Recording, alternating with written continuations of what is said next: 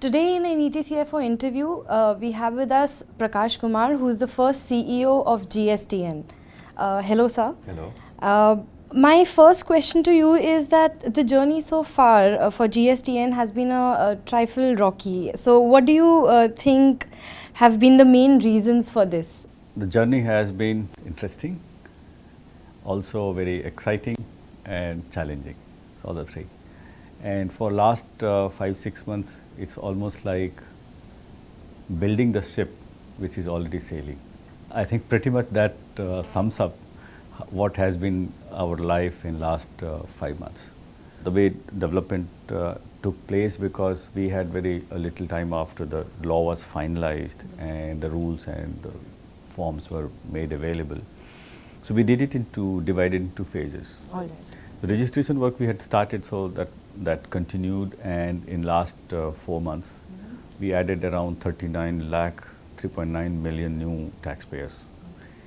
In the meantime, we also have migrated 64 lakh, 6.4 million taxpayers from earlier regime, with all data fully validated from income tax, PAN, MCA, the director's number, company number, and from Aadhaar, wherever the people have given Aadhaar, so that it's authenticated data with.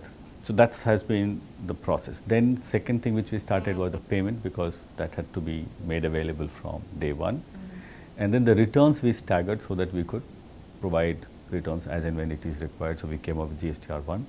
Immediately we were asked to design 3B in July, and we made it available from August 5th. So there were certain things which were not done. The first lot, like the preview.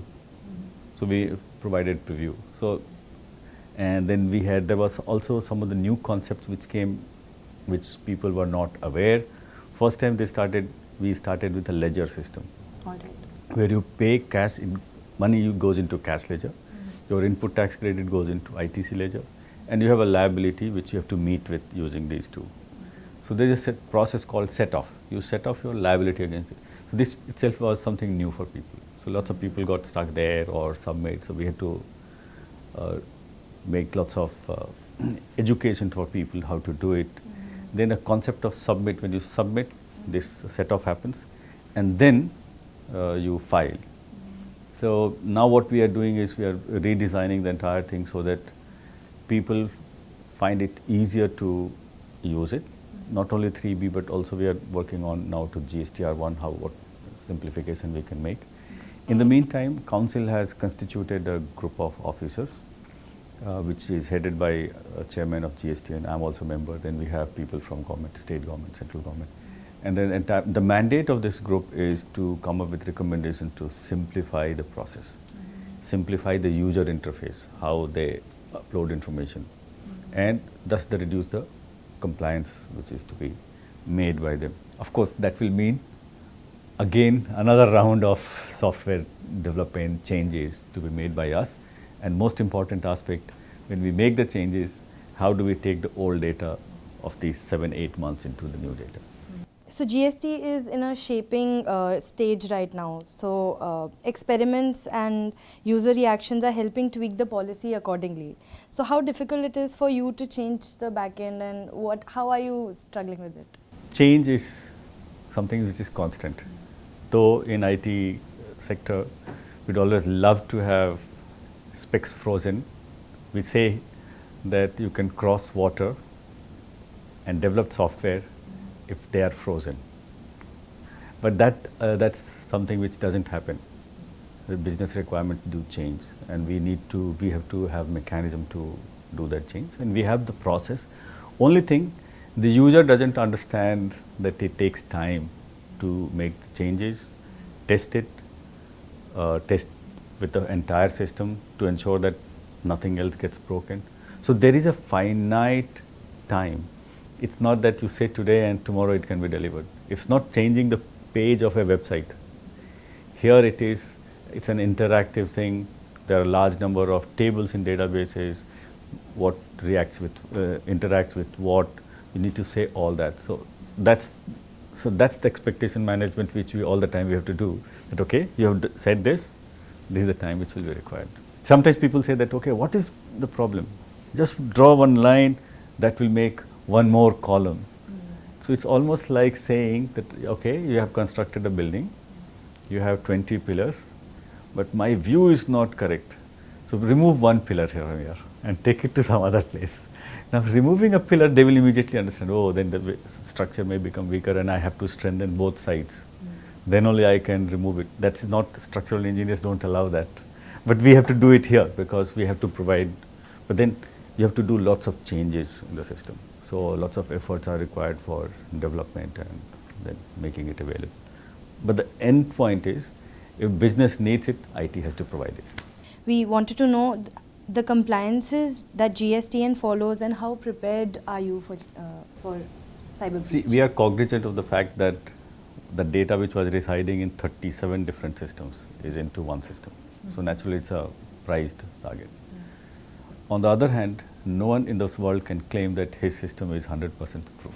Got it. So these are the two ground realities. What we have done, we have used the best tools available. We follow the ISO standards for this. In fact, our mandate, self-given mandate, is that 18 months time we'll get ISO certification for entire GST system. We are working in that respect. So we have our own security operations center which runs from Chennai, where we manage the entire traffic which is coming, internal as well as external. Then other usual security measures which people take, how the data is stored, what data moves in transit, storage, what kind of encryption level, access. So these are some of the things, and the way we have designed how we take the data from outside to ensure that nothing unwanted gets inside our system.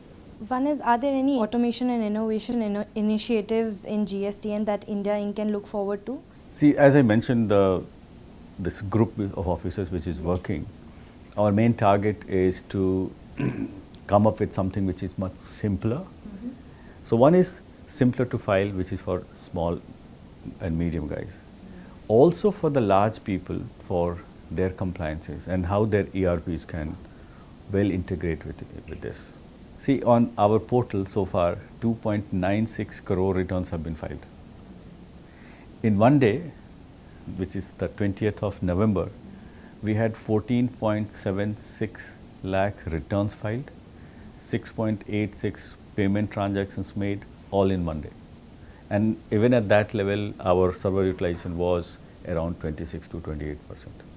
So the design and all, if the system was not working, we couldn't have had touching 3 crore returns filed on this in a short period of 4 months. What is your message or advice for CFOs patiently waiting for things to get better and for those who are running out of patience? See, I mean, they should also understand our challenges, the way we are working with, and the kind of circumstances when things are getting changed very fast. So we are, and it's not only us, the ecosystem, our GSPs, they also have to manage this change. Accounting software companies, they also have to manage this change. And then of course, the taxpayer and so the whole ecosystem has to undergo the same pain. Some of them may be a little higher and some of them lower in quantity. So any advice that you would like to give, Babit? See, I mean, we are trying to optimize, make it better user interfaces, and the first target which we have taken is 3B itself, how we can make it more user friendly so that people don't commit mistake. One area which we found where people are committing mistake is utilization of input tax credit. Large companies don't, because they have qualified people. The small people have done. So what we have coming up with the next version is where system will tell them, this is your liability, this much input tax credit you have. As per GST rules, how you can utilize it. It will show him, this is the way it can be utilized. And the balance, how much you have to pay. And then if he agrees, he can edit, of course. He agrees, he can click, create challan, and from there itself challan is created. Today he has to go to another page, write down challan and create it. So these are some of the things which so that errors are not committed by people.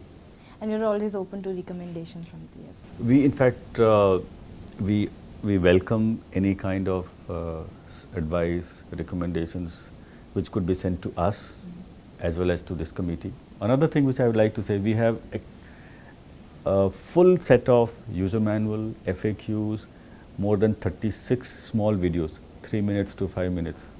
But unfortunately, many people don't go to that. They immediately call up the call center and they want immediate advice or resolution. It was really nice talking to you, sir. Thank you so much. Thank you.